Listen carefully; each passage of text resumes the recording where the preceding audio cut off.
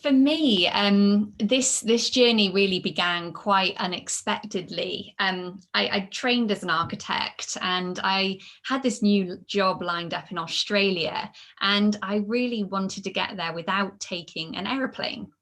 And so naturally, being aged 21, I jumped straight on Google to find the answer and started looking for a way to hitchhike from England to Australia.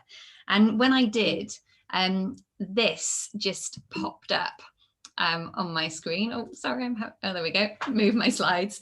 So this boat just popped up on my laptop, and it was a boat that held the round the world speed record at the time. It had circumnavigated the planet, but did it running on 100% biodiesel, so fuel that's come from all sorts of renewable sources. And I wrote to the skipper and I said, how do I get a job on board your boat, which was now going from England to Australia? And he said, well, come and meet us in Brighton in the UK for the weekend and we'll see how you get on.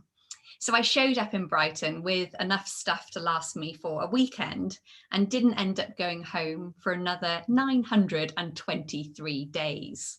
So this boat, it ended up being my ticket I was looking for to Australia. But what I didn't realize is that it was going to trigger this entirely new career that I was never expecting.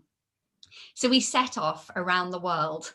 And inside, the boat wasn't quite as glamorous as that sleek silver exterior might have made you thought. This is the inside of my home for that first year I was away. And I remember having journalists on the boat who sort of said to me, don't you find it so claustrophobic living in this environment? And I remember thinking, having grown up in the same house my whole life, I was suddenly taking off around the world with a group of people who thought in a completely different way to me. And it was the most open-minded space I could have imagined, and so far from feeling claustrophobic.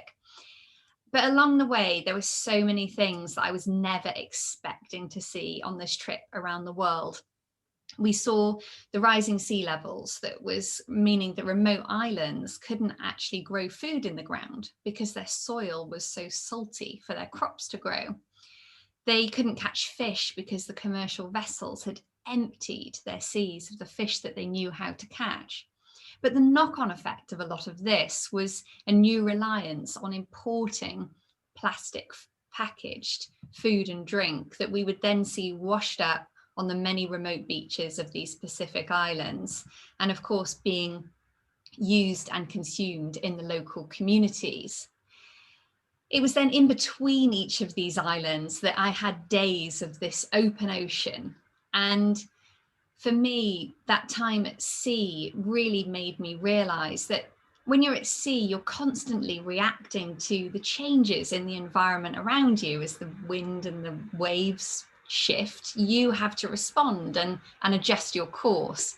And this is what made me think I actually needed to adjust my own course, my career, and rather than go on and take that architecture job, I wanted to try and tackle some of what I was seeing unexpectedly in the South Pacific.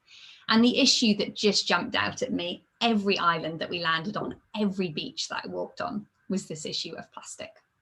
And so I went back to live on this little island in Tonga, in the very remote South Pacific. And it looks like paradise from here. There's an amazing turquoise ocean and white sandy beaches, but down on the ground, it really is a different story. And this community is suffering from those things I mentioned before, where their natural resources are so depleted that they have no choice but to rely on importing packaged food and drink that often comes from thousands of miles away. But there's no system to actually then deal with that waste. So it ends up getting dumped on the beach, thrown in the ocean, or burnt. And it was actually that burning of plastic, that really distinctive toxic smell that kept getting at my nose on all of these islands, that led me to find out more about what was that I was breathing in. And I started to learn about these chemicals, dioxins, and also endocrine disruptors that either lead to cancer or they mimic our hormones. And they're really chemicals that we do not want inside our bodies, and the kids living on these little islands don't either.